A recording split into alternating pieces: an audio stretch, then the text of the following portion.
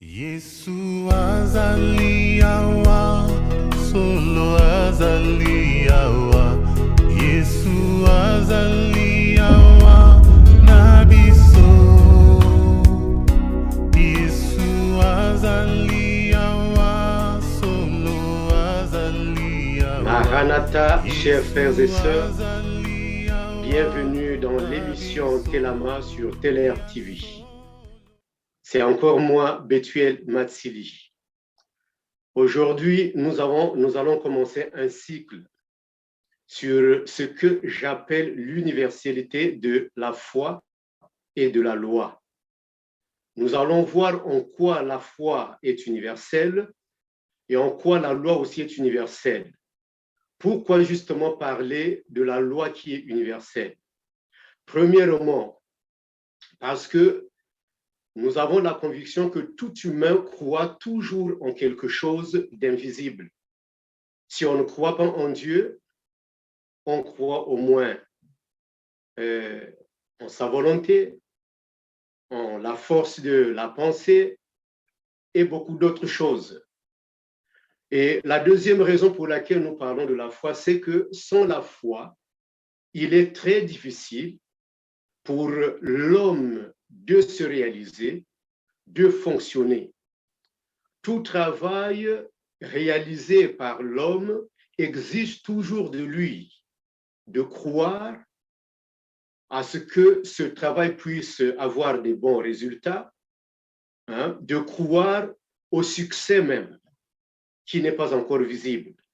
Et la troisième raison, c'est que nous voulons bien placer notre foi dans un contexte purement social, afin que notre foi ne soit pas une foi qui est stérile, qui est passive, mais plutôt une foi créatrice et une foi active.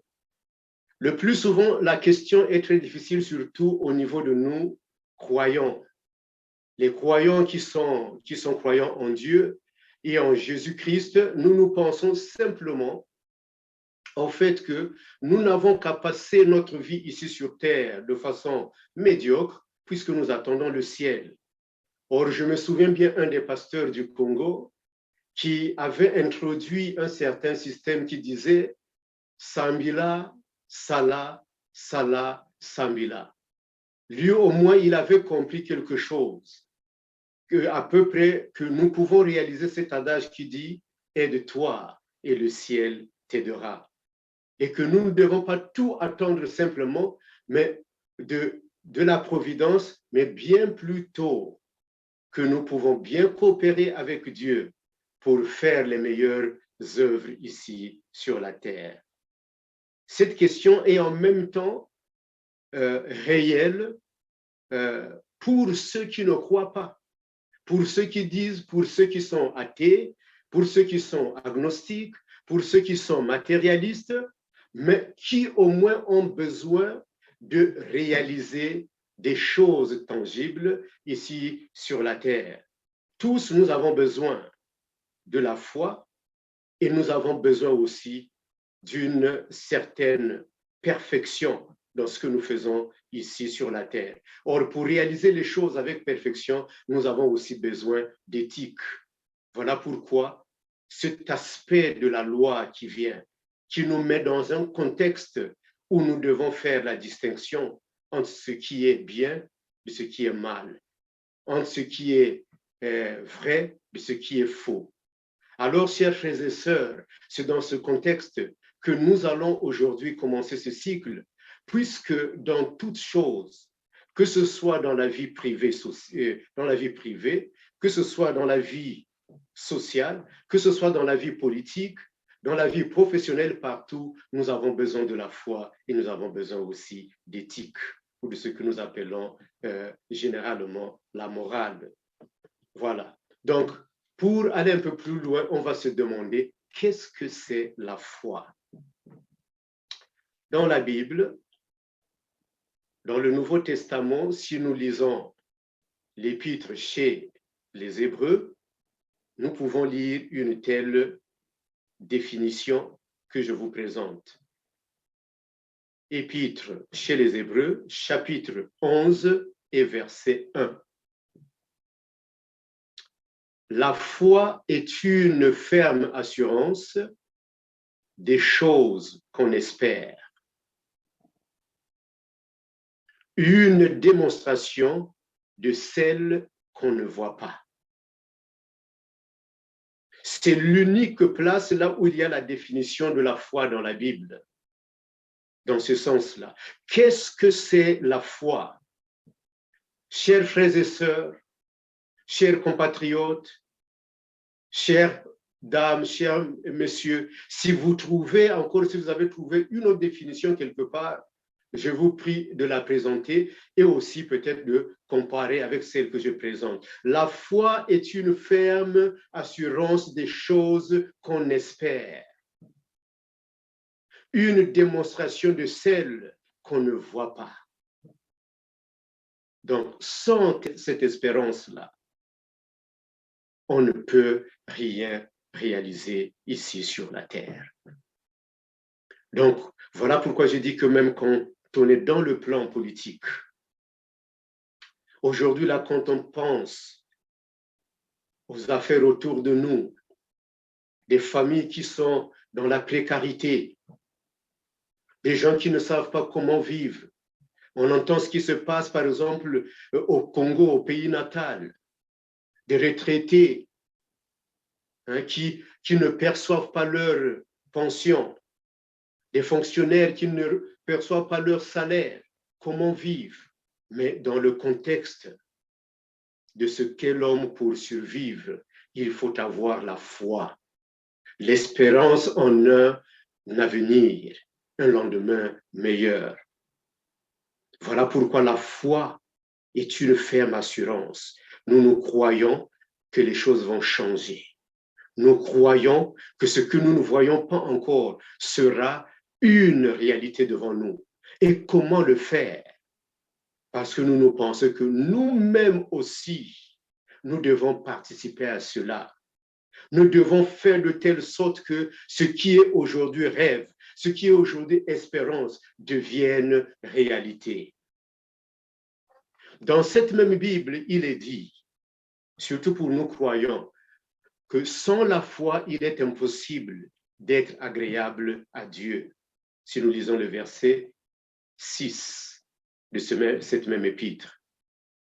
Sans la foi, il est impossible d'être agréable à Dieu, car il faut que celui qui s'approche de Dieu croit que Dieu existe et qu'il est le rémunérateur de ceux qui le cherchent. Alors, frères et sœurs, dans quel domaine tu cherches Dieu? Je vais vous dire quelque chose. Même dans le domaine de la politique, dans le domaine de ceux qui dirigent, il est arrivé des moments, des exemples où il y a eu une ingérence de Dieu dans la vie du peuple de Dieu. Comment cela s'est passé? Quand le peuple de Dieu a commencé à invoquer le nom de l'Éternel. Quand le peuple de Dieu a constaté que la situation était pire et invoqué. Sans cela, il n'y a pas d'intervention. Et quand ce peuple-là aussi a trouvé que lui-même, il devait participer. Voilà pourquoi nous voyons que si nous lisons la Bible, et nous sommes ceux qui croyons que toute la Bible a été inspirée par Dieu, depuis l'Ancien Testament jusqu'au Nouveau Testament, nous voyons comment souvent le peuple de Dieu était amené à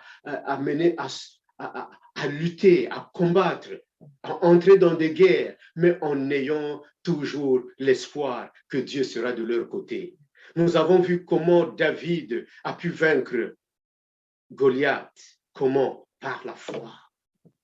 On le dira plus tard. Nous avons vu comment Gédéon a pu mener une armée très petite pour vaincre l'ennemi. Comment? Par la foi, en écoutant la voix de Dieu. Donc, frères et sœurs, ce que nous savons, c'est que nous devons garder la ferme espérance et que c'est dans cette espérance-là qui est notre foi que nous devons arriver à avoir des victoires.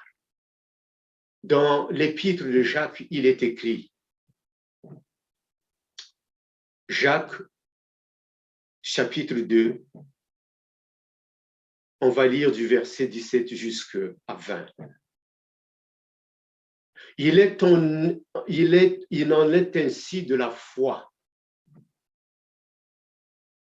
Si elle n'a pas les œuvres, elle est morte en elle-même. Ça, c'est le Nouveau Testament. Donc, ta foi est la mienne. Si elle n'a pas d'œuvre, elle est morte. Quelqu'un dira, toi, tu as la foi et moi, j'ai les œuvres.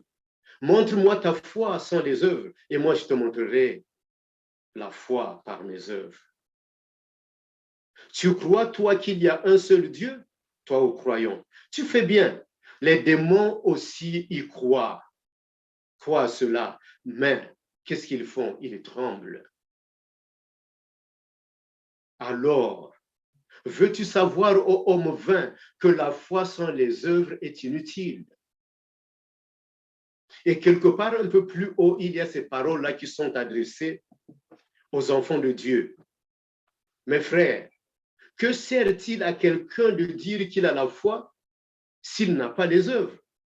La foi peut-elle le sauver? Si un frère ou une sœur sont nus et manquent de la nourriture de chaque jour, et que l'un d'entre vous leur dise, allez en paix, chauffez-vous et vous rassasiez, et que vous ne leur donniez pas ce qu'il est nécessaire au corps et ce qui est nécessaire pour se nourrir, à quoi sert votre foi? Vous pouvez le lire dans les versets 14 et 16. Donc, chers frères et sœurs, la foi sans les œuvres est inutile. Et toi, le frère qui est là, toi, l'athée qui est là, toi, le chrétien qui est là, toi, le musulman qui est là, toi, le bouddhiste ou bien d'autres, quel que soit ce que tu es, l'animiste qui est là, toi qui comprends les choses, comment se manifeste ta foi dans la société? Est-ce que ta foi est liée à une certaine éthique? Est-ce que tu devras faire le bien? Un bien qui concerne non seulement toi-même, tes proches et peut-être même toute la nation. Est-ce que c'est dans cette catégorie que tu penses? Je le dis à vous parce que la Bible, le Nouveau Testament, donne une certaine vérité. Nous pouvons lire l'épître première chez les Corinthiens, chapitre 8, 5 et 6. Car il est des êtres qui sont appelés Dieu, soit dans le ciel et sur la terre, comme il existe réellement plusieurs dieux et plusieurs seigneurs. Néanmoins, pour nous, il n'y a qu'un seul Dieu, le Père, de qui viennent toutes choses et pour qui nous sommes. Et un seul Seigneur, Jésus-Christ, par qui sont toutes choses et par qui nous sommes. Mais cette connaissance n'est pas chez tous. Mais même chez quelqu'un qui ne croit pas comme nous, frères et sœurs, comment tu cohabites avec lui? Il faut lui dire que s'il a un autre Dieu que le tien, que si lui aussi il croit en un Dieu, ce même Dieu devra lui dire que l'amour du prochain doit être au centre de notre vie dans la société, que nous allons voir tous de la même façon les injustices qui sont dans la société. Et il n'est pas permis à nous de rester passifs. Il n'est pas permis de rester passif. Il n'est pas permis de ne pas agir. Il n'est pas permis de rester tranquille sans dénoncer cela. Et il n'est pas permis, surtout à nous croyants, de rester tranquille sans invoquer le nom du Seigneur, puisque nous savons que les véritables victoires commencent par la relation avec notre Seigneur. Donc, chers frères et sœurs, voilà pour un commencement ce que j'avais à dire aujourd'hui. La foi est la ferme conviction de ce que l'on espère. La démonstration des choses qu'on ne voit pas encore. Et c'est dans cette espérance que nous réalisons des choses dans la société. C'est dans cette foi que nous croyons qu'au Congo, la situation deviendra meilleure. C'est en cette foi que nous croyons qu'en Afrique, la situation deviendra meilleure. Mais elle deviendra meilleure quand toi et moi, nous allons aussi participer de façon active. Que toi et moi, nous allons prier, mais pas seulement prier, mais nous allons prendre part active à tout ce qui se passe dans la société et dans différents domaines. Que nous allons dénoncer le mal, nous allons dénoncer l'injustice, nous allons dénoncer la fausseté partout là où elle se trouve. Voilà, frères et sœurs, je vous souhaite bonne et heureuse année 2022, tout en sachant qu'il y a la parole que le Seigneur donne chez le prophète Jérémie dans le chapitre 29, verset 11. Retenez bien, mes enfants, que j'ai des bonnes pensées pour vous, des meilleurs projets pour vous, des pensées de paix, de prospérité, et non de pensées de tristesse, de désolation, mais seulement des pensées de bonheur et de joie. Lisez vous-même, prophète Jérémie 29 et 11. Que le Seigneur vous bénisse au nom de Jésus-Christ. Amen. Yesu azaliawa, solo azaliawa, Yesu azaliawa.